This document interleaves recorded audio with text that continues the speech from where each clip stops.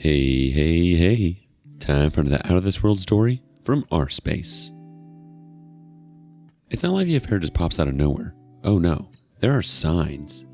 Today on rSpace, when it hits hard. I met my wife's younger affair partner coincidentally, so I made him ghost her and then took custody of our kid.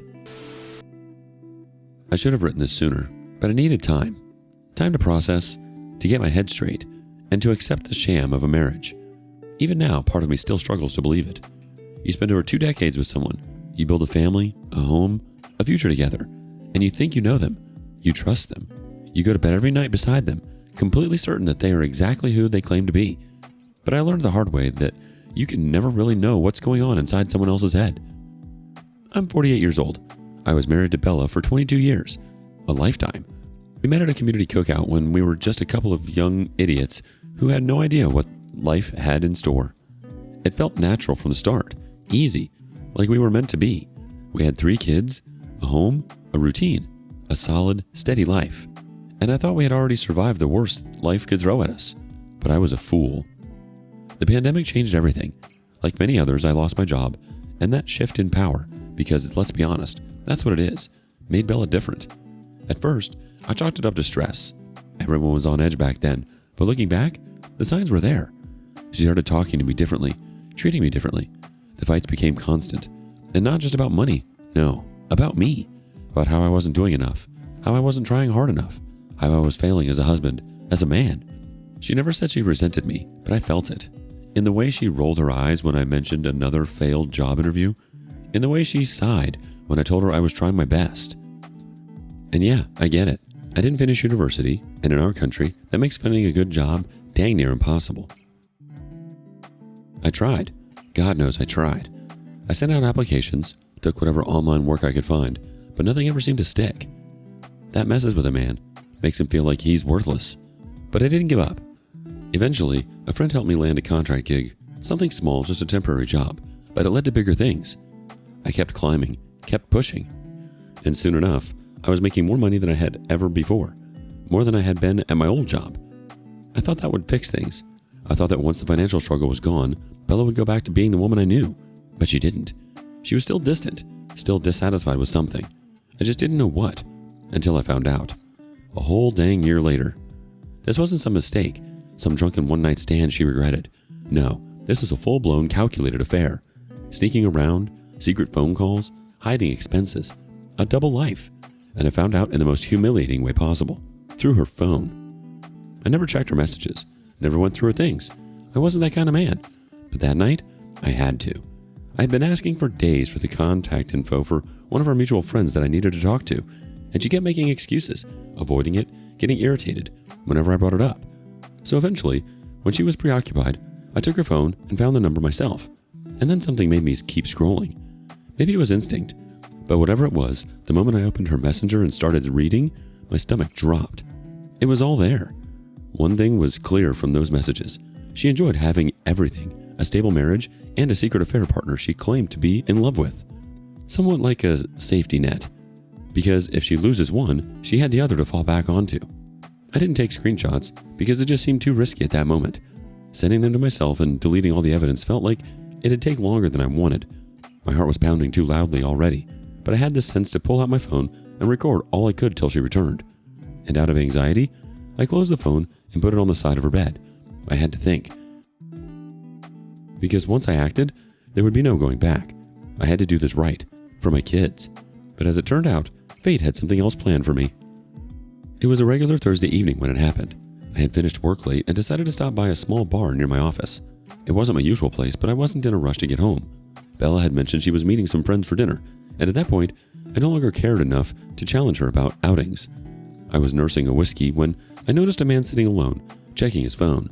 Well-dressed but not flashy, mid-30s, younger than me but definitely not a kid. He wasn't remarkable in any way, but something about him was very familiar. Then it clicked. I had seen him before in pictures on Bella's phone. I felt so angry. I wanted to punch the guy in his face right there and then. But thank God I didn't react immediately. I was lucky I hadn't had that much to drink yet. Instead, I watched him, studied him. When I meant that there wasn't anything remarkable about him, I meant it. Apart from him being younger, he didn't look expensive. He was average looking, and he looked like he was just surviving like the rest of us. So why choose him? I finished my drink, stood up, and walked to him. He barely noticed me until I pulled out the chair next to him and sat down. He looked up, surprised at first, and just asked if he knew me. Before answering, I looked at him and then asked him for his name. I told him he shouldn't hesitate on that. After all, he had been sleeping with my wife. I know this shouldn't be funny, not now then, but somehow it was. Because he just stared at me with his mouth wide open for more than a minute, I swear. Then he muttered something about not knowing what I was talking about, that I had the wrong person. I leaned back, still watching him, and made it clear that there was no mistake. I knew everything. The hotel meetups, the late night messaging, everything. I laid it all out.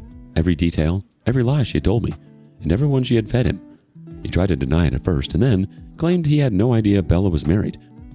But the way he looked away, jaw tightening, told me he must have suspected it. Eventually, he did admit to suspecting it. He said Bella had told him her life with the father of her kids was complicated, that they were more like co-parents and not husband and wife. The idiot seemed to really be in love with the woman who was at least 10 years older than him, with 3 kids. I leaned in, making sure he heard every word. I explained that Bella was still my wife, that she had been using him as a distraction, nothing more. And then I told him I wasn't divorcing her, not yet. He looked confused and asked why. I told him plainly, because I wanted her to suffer. I wanted her to feel trapped, powerless, just like she had made me feel. And as for him, he was done. He was going to walk away from her, block her number, and never speak to her again. He was angry at me for demanding that and asked me why I thought he would do that. He actually got up to try and intimidate me. And things could have gotten messy real quick, but I took my phone out, tapped a few times, and then turned the screen toward him. His own texts to Bella were staring right back at him, explicit and damning. Even some of their nudes, the kind that left no room for doubt about what they had been doing. His face went white. He accused me of bluffing. I pocketed my phone and told him he was welcome to test that theory, but if he did, I would make sure every single person in his life knew exactly what kind of man he was. His job, his family, his friends, none of them would be left in the dark. If I had to spend my last penny to ruin his life, I would, and I'd show them what kind of man he is. I told him it was simple. He was going to tell Bella it was over, that he wasn't interested anymore, and then he was going to disappear from her life.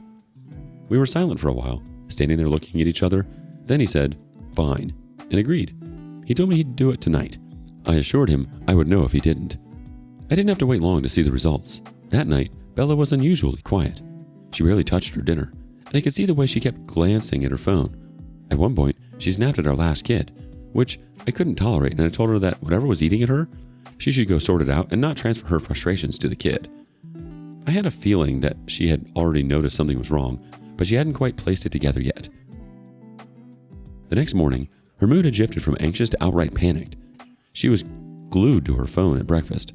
I, on the other hand, just ignored her and tried to be even harsher than usual. Normally, I would have asked her if everything was all right, and even offered to take the kids to school so she could sort herself out. But I did none of that. Instead, I gave her a hard time for the way she yelled at the kid and told her to get herself together. Over the next few days, I watched Bella unravel, checking her phone like she was waiting for something important. But I knew that it was someone. At night, she was unable to sleep. Even the kids noticed the shift. They avoided her like the plague, sensing something was off. She tried to act normal, but she was not fooling anyone.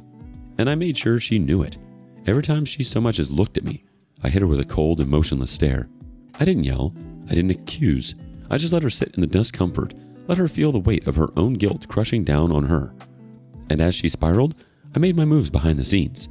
I contacted my lawyer and started preparing for the divorce. I wasn't going to let her walk away from this unscathed. No, I wanted to rip that safety net right from under her feet.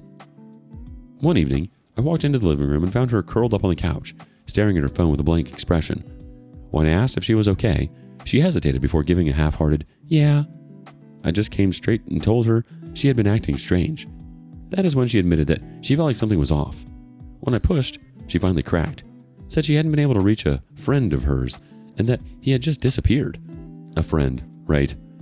I played dumb, pretending to be deep in thought before suggesting that maybe he was ignoring her and that she should take it the hint. Her reaction was priceless. The uncertainty and fear in her eyes. She tried to insist it wasn't like that, but I just shrugged and said maybe the friend had realized something she hadn't. She asked what I meant, and I let the words sink in slowly. I told her that some things just weren't worth ruining your life over. That was the moment she definitely knew I knew. She just didn't know how I knew. I also realize now that at that point she knew our marriage was over. That night, I caught her in the bathroom, phoned her ear, whispering in the receiver. The desperation in her voice was almost pathetic as she left a message begging him to call her back. She needed to talk. I made sure she saw me when she stepped out. I didn't say a word. I just locked my eyes with her and let silence do the talking. Do you know this woman did not bring up her infidelity, or at least try to plead her way into staying together? Maybe she thought I would be the one to bring it up or something, but I didn't. I took this woman a full week to talk to me about it. I let her talk, let her say she felt like I'd been distant. When I finally responded, I told her I had nothing to say. She pressed, asked why, acting like she didn't already know. I asked her if she really had no idea. She admitted she knew she made a mistake. The word made me laugh. I told her what she did wasn't a mistake. It was a choice. A mistake happens once. She made it hers over and over again. She asked about our marriage. I told her that she just had to watch and see. After that conversation, she changed tactics. She started trying hard. Overnight, she became the perfect wife again. Woke up early, made breakfast, tried to strike up conversations like we were some happy couple. She dressed up, wore perfume, hovered around me, touched me more, soft brushes against my arm, a hand on my thigh. I let her do it, and then I ignored her, because I knew she was desperate. I could see it. She even suggested counseling one evening, saying we had been through a lot, and maybe we could fix things. I asked her what exactly she thought there was to fix. She stammered out, "Us?" I told her there was no us anymore, but to me, it wasn't sincere. She was just biding her time to find someone else, and I wasn't about to give her that chance. My answer about counseling must have shattered her. I knew it the moment I said it. But did I care? Not one bit. She spent days crying, sometimes in the bedroom, sometimes in the kitchen, sometimes on the dang living room couch, sobbing like she was the victim in all this. And I let her. She deserved every second of it. I didn't comfort her, didn't acknowledge it, didn't even glance in her direction when she sniffed and wiped away those useless tears. Her desperation only got worse. First, it was cooking my favorite meals, as a plate of steak or my preferred soup was going to fix the absolute disrespect she showed me. Now it was pathetic. A woman who threw away everything we built, thinking fancy dresses and perfume could make me forget she let another man into our marriage.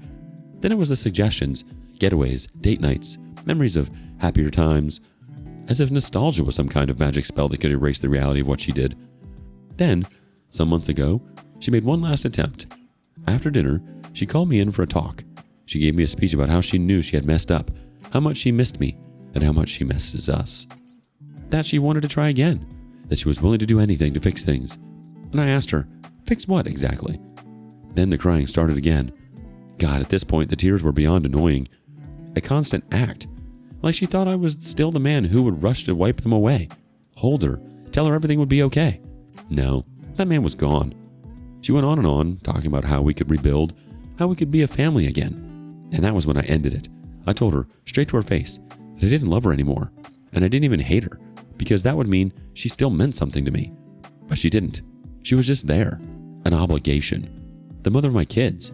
But my wife, that woman, was dead, and I had no interest in resurrecting her. Then I told her she'd be getting the divorce papers soon, that she'd better settle, because she wouldn't be getting much. I had records of everything, the time she spent with the kids, or more accurately, the lack of time she spent with them. I had witnesses to back it up. Custody of our youngest, that was mine. The older two were in university, so they were out of the equation, but the little one, she wasn't taking him. She was so shocked when I said it, like she hadn't already thrown away everything, like this was some grand surprise. But I didn't give her time to argue. That was the end of the conversation. I left her sitting there, crying into her hands, and I went back to bed. Whatever she did after that was her problem. 2 weeks ago, she finally signed the papers and started the process. She got some money out of me, but nothing to lose sleep over. And I got what I wanted, which was majority custody of our youngest child. The older kids, they know exactly why we got divorced. And I made her tell them herself.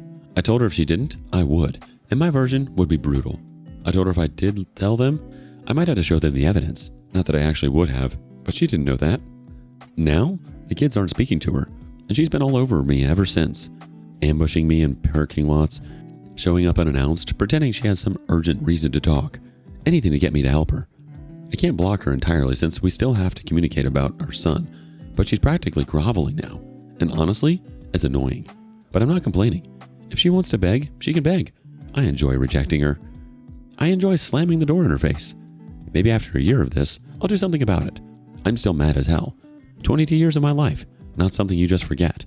It still hurts, but I'll tell you one thing, I'll never be that fool again.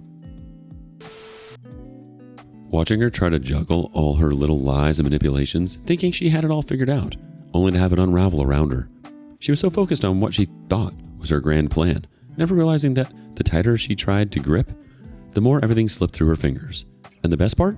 You didn't have to lift a finger to make it worse for her. She did it all herself. It's like the universe just has a way of making sure people get exactly what they deserve. She was trying to fix things with fancy dinners and perfume, but those are just band-aids on a broken relationship. You can't fix a wound like that with steak and scented lotions. If you were in OP's shoes, would you take the high road and move on, or would you find the emotional jugular? Share your thoughts with us in the comments below. Thank you for joining us today on rSpace. Be sure to like and subscribe and hit that notification bell so you don't miss out on our next video. See you soon.